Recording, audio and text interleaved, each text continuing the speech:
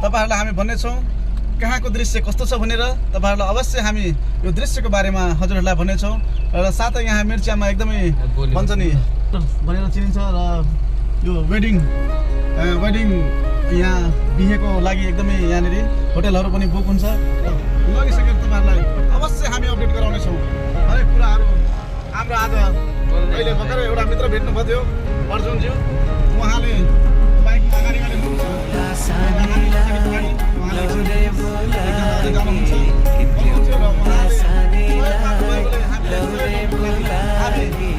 जतिखेर पनि तयार छौँ किनकि मानव भनेको नै हामीलाई यत्रो ज्ञान दिएको छ भने हामीले सहयोग गर्दा केही फरक पर्दैन जस्तो लाग्छ मलाई जहाँसम्म।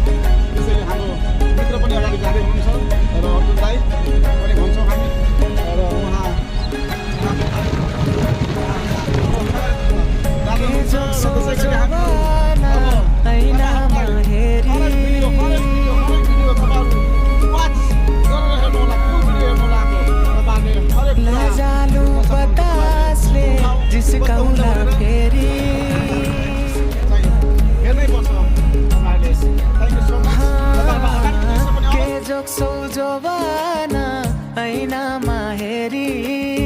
लजालु बतासले जिस्काउला फेरि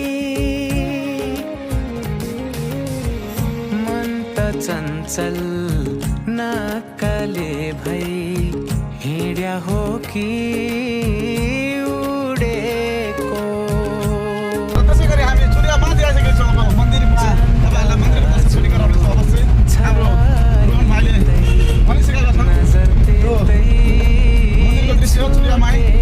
यहाँ ढोकेर जानुपर्छ किनकि उहाँको हात छ हामी माथि र उहाँको आशीर्वाद छ। त्यसै गरी हामी यो रोडमा हिँडेका छौँ र तपाईँहरू पनि राम्रो चाले हिँड्नु होला, सहज ढङ्गले हिँड्नु होला। त्यो रोड एकदमै अप्ठ्यारो पनि छ र एकदमै भनौँ न तपाईँहरू कन्ट्रोल गरेर हिँड्नु होला यो रोडमा। हिँड्दाखेरि कोही पनि अगाडि आउन सक्छ, केही पनि हुन सक्छ। त्यसै कारणले तपाईँहरू एकदम सचेत भएर हिँड्नु होला।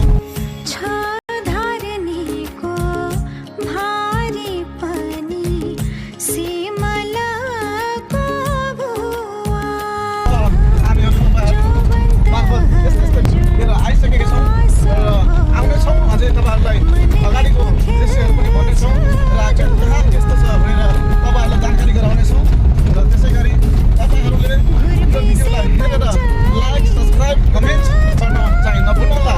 तपाईँहरू सन्चो बिसन्चो के छ जहाँ रहनुहुने सम्पूर्ण मेरो दाजुभाइ मित्रजनहरू, आमा बुबा लगायत दिदीबहिनी लगायत सबैलाई म हृदयदेखि नमन व्यक्त गर्न चाहन्छु र तपाईँहरू जहाँ जस्तो भयो पनि तपाईँहरू खुसीसँग बस्नुहोला र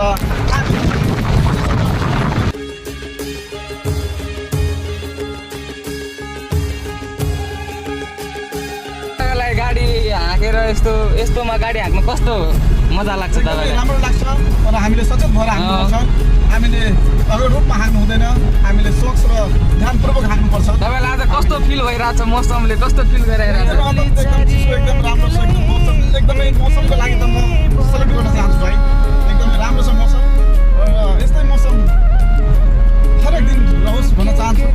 र हाम्रो मौसम विभागले जस्तो दृश्य दिनुभएको छ एकदम ठन्डा मौसम, एकदम अत्यन्तै खुसी लाग्छ। जे होस् अहिले पनि हामी वैशाखको महिनामा पनि यसो हामीले अहिले हरियाली हेर्न पाएको र ठन्डा मौसमको साथ यहाँ आएका छौँ र मौसमलाई चाहिँ म भन्न चाहन्छु, फेरि पनि सल्युट गर्न चाहन्छु मौसमलाई। धन्यवाद।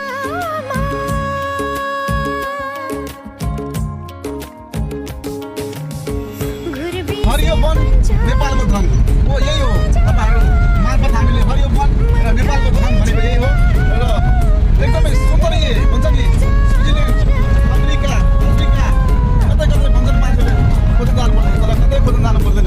हाम्रो देश भनेको एकदमै सबै चिजले भरिपूर्ण रूपमा छ र त्यो हाम्रो देशमै पाइन्छ सबै थोक। तपाईँहरूलाई जे पनि खोज्नुहुन्छ हाम्रो देशमा अवश्य प्राप्त छ।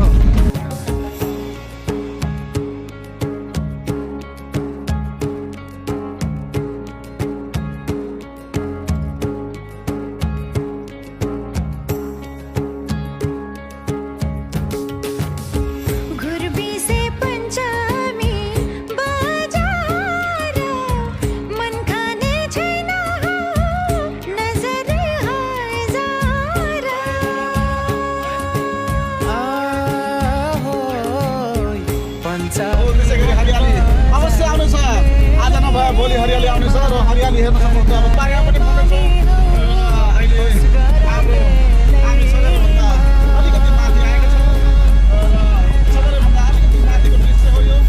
एकदमै राम्रो छ तपाईँहरूलाई। उहाँहरूको विषयमा के भन्न चाहन्छु, हाम्रो सरकारलाई यो छुट्याएको बाटो पनि धेरैभन्दा धेरै छिटो बनाइदिनुको निम्ति एकदमै खराब छ यहाँ बाटो। पानी पर्दाको यहाँ धुलो माटो एकदमै उडिरहन्छ, यहाँबाट कोही पनि जान सक्दैन र राम्रो लुगा लगाएर आयो भने यहाँ धुलोको सिवाय केही पनि खाँदैनन् मान्छेले। यहाँ आएर मन खिन्न हुन्छ कि हाम्रो देशमा के भइरहेको छ, बाटो अहिलेसम्म बनेन भनेर। बाटोको दृश्य देखाइदियो हाम्रो रोहन भाइ।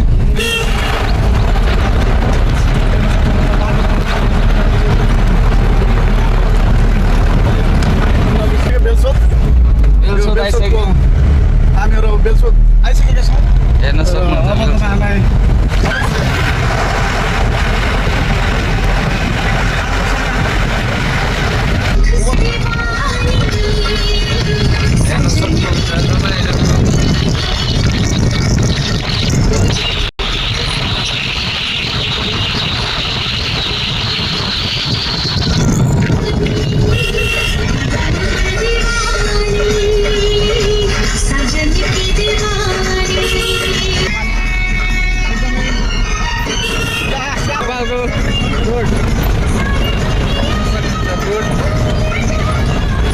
एकदमै ध्यानपूर्वक गाडी चलाउनुपर्छ हामीले। तपाईँहरू बाटो पनि भन्दैछौँ र ड्राइभ पनि गर्दैछौँ र हाम्रो रोहन भाइ हामीसँग आउँदाखेरि एकदमै खुसी लाग्छ। आज यो भ्लगहरू पाउँदाखेरि हामीले आफ्नो पनि कुरा राख्न पाइन्छ भनेर हामी फेसबुक मार्फत तपाईँहरूलाई भन्नेछौँ र राख्नेछौँ। एकदम चपको तर्फ जानेछु। एकदमै ग्रासमा एकदमै राम्रो चप छ र एकदमै मिठो भनौँ न। यहाँ ग्रासको एकदमै फेमस छ यहाँ चप र हामी चप खानको निम्ति आइसकेका छौँ र दिदी हेर्न सक्नुहुन्छ चप एकदमै मिठो छ। यहाँ ग्रासमा एकदमै मिठो बनाउनुहुन्छ उहाँ दिदीले। यहाँ एकदमै फेमस छ चप। तपाईँहरूलाई चप पनि देखाउनु छ। एकदम गरम गरम चप छ, हेर्न सक्नुहुन्छ र चटनीको साथ चाहिँ यहाँ पाउँछ। तपाईँहरू पनि आएर यहाँ खान सक्नुहुन्छ। यहाँ एकदमै रमाइलो भयो, ठिक छ। चप मिठो लाग्यो, कसैलाई खानु इच्छुक छ भने यहाँ हाम्रो ग्रासमा पाइन्छ। ग्रासमा एकदमै मिठो चप पाइन्छ। तपाईँहरू पनि आएर खान सक्नुहुन्छ। 50 रुपियाँमा एकदमै पेटै भरिहाल्यो 8वटा चप र मुरी खाँदाखेरि। ग्रासको चाहिँ पेट भरियो रहेछ ठाउँ, एकदमै मिठो छ र तपाईँहरू पनि आएर खान सक्नुहुन्छ यहाँनिर। हजुरहरू आरामै हुनुहुन्छ नि? मलाई जहाँसम्म लाग्छ हजुरहरू आरामै हुनुहुन्छ।